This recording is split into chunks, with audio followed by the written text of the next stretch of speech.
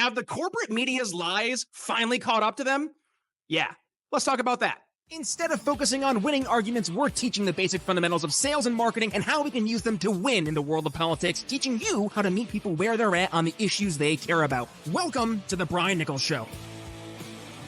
Well, hey there, folks. Brian Nichols here on the Brian Nichols Show. Thank you for joining us on, of course, another fun-filled episode. I am, as always, your humble host, and yes, returning to our lovely Cardio Miracle Studios here in Eastern Indiana. The Brian Nichols Show is powered by our friends over at AMP America. Go ahead and get the news you need to know without the corporate media bias or fluff, which, yes, we are going to be talking about in detail during today's episode. Also, the Brian Nichols Show is powered by our phenomenal friends over at Cardio Miracle, who also are our phenomenal studio sponsors. Now, Cardio Miracle, folks, I've been using it for well over a year and a half, and you've heard me say it time and again. The Cardio Miracle difference is real. So if you want to learn how Cardio Miracle can help lower your blood pressure, lower your resting heart rate while increasing your pump at the gym and improving your night's rest of sleep, stick around. We're going to talk about Cardio Miracle later in the episode. But for today, we are talking all things media bias. Yes, elephant in the room. It has been exposed. There is no hiding. And the culprit for helping destroy the corporate media's trust, really put that final nail in the coffin, is Joe Biden's very obvious mental decline. So let's dig into that for today's episode. So let's face it, the corporate media is in a bind. On one hand, they're desperately trying to prevent Trump from reclaiming the White House. And on the other, they're grappling with the undeniable reality of Joe Biden's declining mental health. It's frankly like watching a high wire act without a safety net, and the tension is palpable. So for those of you who've been around the show for a while, you know I've been talking about Biden's cognitive issues for years at this point. Go back to the 2020 Democratic primaries. The signs were all there, clear as day, but the corporate media, they swept it under the rug faster than Biden could say, come on, man, it's full of malarkey. They propped up Biden like a weekend at Bernie's, and they were hoping that we wouldn't notice that they were the ones helping pull the strings. But then there was that debate, the debate with Trump this past summer, and whew, it was bad. It was bad. Biden, he shuffled on the stage looking like he would rather be anywhere else. Frankly, he didn't really look like he knew where he was.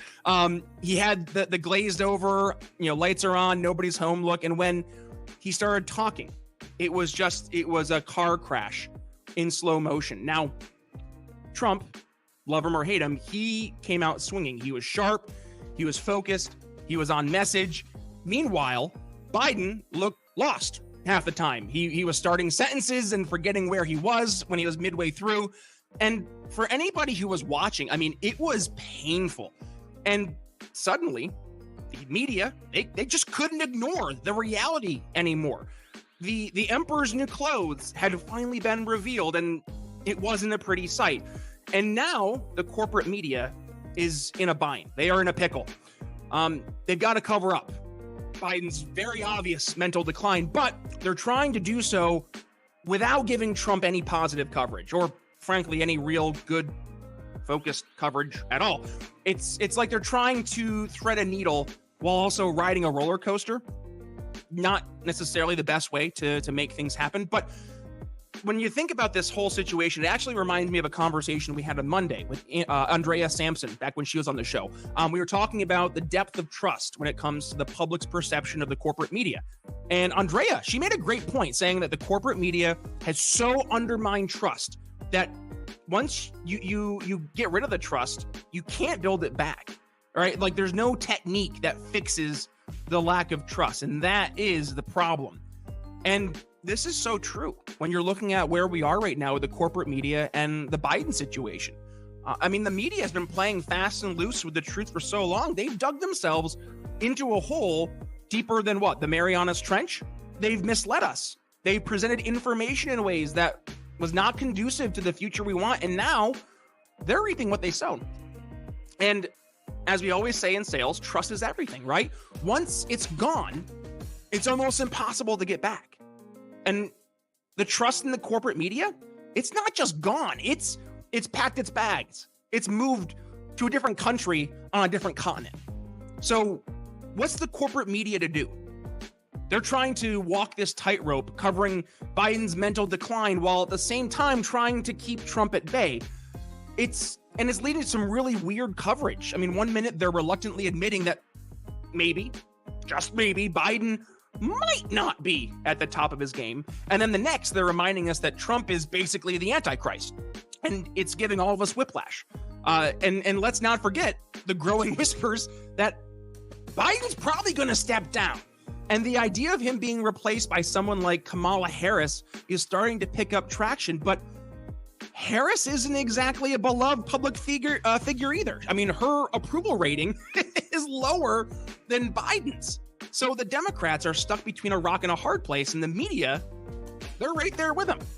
So let's circle back to something in our old episode with Andrea that she said we need people who are willing to tell truths and haven't been undermined by the whole world. And I think we need to have a collective voice that's building a vision for the future we all collectively want. That's what Andrea said. Hey folks, I want to take a moment to talk about something that has truly changed my life, and that is Cardio Miracle, our incredible studio sponsor. Now, I'll be honest, when I first heard about Cardio Miracle and their claims about improving heart health, I was skeptical. But after using it for just about 2 months, I was absolutely blown away by the results. First, my blood pressure went from being consistently around 140/90 to a much more healthier and manageable 120/80. And my resting heart rate dropped from the low 70s to the high 50s. And I couldn't believe it. But the benefits didn't stop there. I started sleeping better, and I felt more energized at the gym, and my heart felt the best it's felt in years. And it's not just me. Hundreds of you, our amazing listeners, have reached out to share your own incredible experiences with Cardio Miracle. So, what is Cardio Miracle, and how does it work? It's a carefully crafted supplement that harnesses the power of nitric oxide to support optimal heart function. So, by increasing nitric oxide levels in your blood, Cardio Miracle helps relax your blood vessels, improve circulation, and it protects your heart from damage. It's like giving your heart the support it needs to function at its best. And here's the best part. We've got an exclusive offer just for you, our loyal listeners here at the Brian Nichols Show. When you head over to cardiomiracle.com and use code TBNS at checkout, you'll get an extra 15% discount on your order. Plus, with their 100% money-back guarantee, you've got nothing to lose and everything to gain. So, if you're ready to take control of your heart health and experience the life-changing benefits of Cardio Miracle for yourself, just click the link in the show notes or video description. Trust me, your heart will thank you. And don't wait another day to prioritize your health. Join the tens of thousands of folks who have already discovered the Cardio Miracle difference. Head to cardiomiracle.com now and use code TBNS for 15% off your order. Your journey to a happier and healthier heart starts today. And now, let's get back to the show. And isn't that the crux of the matter? We're all starving for some honest, unbiased reporting. We all want truth, not some watered down version of the truth that's spinned by the media. But the corporate media just seems incapable of doing that. Now, the whole situation is a perfect storm for the death of the corporate media as we know it. What they've done is painted themselves into a corner, and now they're watching the paint dry while the world moves on without them. It's like they're playing checkers while the rest have moved on to chess. And let's break this down a bit more. The media's coverage of Biden has been a masterclass in cognitive dissonance. They've been trying to convince us that this man, who can barely string together a coherent sentence, is fit to lead the free world. It's like trying to sell a bicycle to a fish. Just doesn't work. And then there's the coverage of Trump. Now, I'm no Trump cheerleader. Listen to the show in any stretch, and you'll hear I've been very, very critical of Trump. But the bias is undeniable. The media is so focused on painting him as the next Hitler that they're missing the bigger picture. People are resonating to his message, whether the media likes it or not. So by ignoring this reality, the media is just further eroding what little trust they have left. And this brings us to a very crucial point: the media's role in shaping public discourse and opinion. And for decades, the media has seen themselves as the gatekeepers of truth, of information. And they've decided what was news and what wasn't. But in the age of social media and alternative news sources, podcasts, YouTube, that monopoly on information, it's gone, right? It's completely gone. People are waking up to the fact they don't need to tune in to CNN or Fox News to tell them what to think. They can actually go and find that information from a variety of sources and form their own opinions without being told what that opinion needs to be. And it's got the corporate media shaking because they see the writing on the wall. It's like back in the episode when Andrea said we need to focus on creating our own truth, not what the corporate media says is the truth.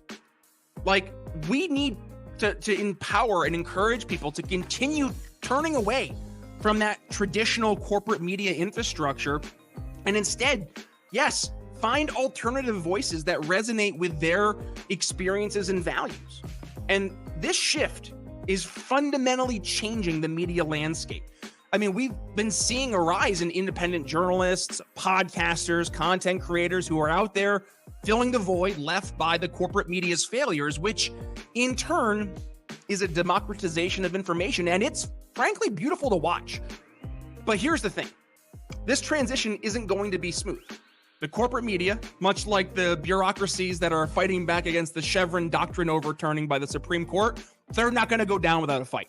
They're going to cling to this power and influence with every bit of strength they have left, every bit of manipulation they have left. And we're already seeing this in their attempts to discredit alternative news sources and independent voices. So let's circle back to this 2024 election here. I feel like Jen Psaki. Let's circle back. Which, by the way, she was at least decent at her job. Not Karine Jean-Pierre. But anyways, the media's handling of Biden and Trump, this is going to be the litmus test for their relevance going forward beyond 2024. Like, if they continue down this path of hyper-biased reporting and selective truth-telling, they're going to lose whatever shred of credibility they have left. And think about it. How can we trust the media that's been covering up for Biden's quite obvious mental decline for years? I mean, how can we trust them when they're very clearly more interested in pushing their narrative than reporting the facts? Like, it's trying to trust a used car salesman who's trying to sell you that rust on the car is actually a feature, not a bug. And let's not forget that this loss of trust isn't just affecting the media. It's actually spilling over into our political system as a whole. When people can't trust the information they're getting, or what information the corporate media is telling them is real, how can they make informed decisions at the ballot box? It's 100% a recipe for chaos, and we are already seeing the effects. And this brings me to my point that I think is, probably the most crucial, and that is the need for media literacy. We need people to understand how to critically evaluate the information they're consuming. Like, it's not just enough to read the headlines and then watch some 30-second clip on the nightly news. We need to teach folks how to dig deeper, cross-reference sources, and of course, think critically about what they're being told, not just taking what they're being told at face value. It's like what I'd like to teach in sales. Don't just take the customer's word for it. Do your due diligence. The same principles all apply here. We can't just take the media's word for it. And we need active consumers, in this case, you, the viewers, to be active participants, not passive recipients. Now, I know some of you are probably thinking, Brian, this all sounds very doom and gloom. Is there any hope? And to that, I say, absolutely. This crisis of trust in the media is also an opportunity for us. And it's a chance for us to reshape the way that we not only consume information, but also how we share information. We're seeing a rise of citizen journalists, of grassroots news organizations, and independent voices who are all committed to telling the truth, no matter how uncomfortable or unpopular it might be. And let's not forget, as we talked about with Andrea, the power of storytelling. Storytelling is one of the most powerful tools for conveying complex ideas and connecting with people on an emotional level. So we need more storytellers who can cut through the noise and help us make sense of the world around us. And this is where podcasts like the Brian Nichols Show comes in. We're not bound by the same constraints of the traditional media. we can actually dive deep into topics, have long form conversations, and explore ideas, not just from one perspective, but from multiple angles. And as we look ahead to 2024, it's very clear that we're going to be seeing this conversation continue forward, because the corporate media is going to do everything it can to maintain their grip on power. But here's the thing. We don't have to play their games anymore. We don't have to play these stupid little games. We have the power. And that power is to give us the chance to find alternative sources of information, to think critically about what we're being told, and to form our own opinions based on facts, not on the media spin. It's like I always say here on the show, we need to meet people where they're at on the issues they care about. And right now, people care about the truth. They care about honest reporting. They care about having access to information that isn't filtered through some establishment corporate lens. So as we watch the corporate media struggle with the Biden-Trump dilemma, let's remember that at the end of the day, we're the ones who have the power to change the narrative. We have the power to demand better from the media institutions. And if they can't or they won't give it to us, we have the power, and we are doing this, creating our own alternatives. So in the end, this isn't just about Biden. This isn't just about Trump or 2024 in general. This is about the future of information in our society. It's about reclaiming our right to make informed decisions based on facts, not feelings. It's about building a media landscape that serves the people, not the corporate media interests. So as we navigate these very rough waters, remember, think critically and seek out different perspectives. And of course, don't be afraid to question the narrative. Question everything. The death of trust in the corporate media, it's going to be painful, but it's also an opportunity for us to take a really good step forward and changing the way things will be in the future. So, hey, who knows? Maybe from the ashes of the old system, we will build something bigger, better, and something more honest that actually serves the people. So I think that's where we're going to leave things for today, folks. If you got some value from this rather short and succinct solo episode, please do me a favor. Head down below in the comments. Let us know your thoughts. Also, please go ahead and give today's episode a share. When you do, tag yours truly at B Nichols Liberty. You can find me on Twitter, Facebook, and Instagram. Also, if you want to go ahead and check out the Brian Nichols Show on your favorite video platform, YouTube, Rumble, Facebook, and X.com, we are uploading the video version of the show in its entirety, or for the audio version, Apple Podcasts, Spotify, YouTube Music, wherever it is that you subscribe to your favorite podcasts. Just do me a favor, hit that subscribe button, and of course, head to briannicholsshow.com, leave us a 5-star rating and review. That helps us reach more people and help more people find the Brian Nichols Show. Also, one final plug, and that is to please support the folks who support us, our phenomenal sponsors, like our studio sponsor, Cardio Miracle, our main sponsor, Amp America, plus some other great sponsors like Evil's CBD, Liquid Freedom Energy Tea, and more. So that's all we have for you today, folks. With that being said, Brian Nichols signing off here on the Brian Nichols Show. We'll see you Friday. Thanks for listening to the Brian Nichols Show. Find more episodes at briannicholsshow.com.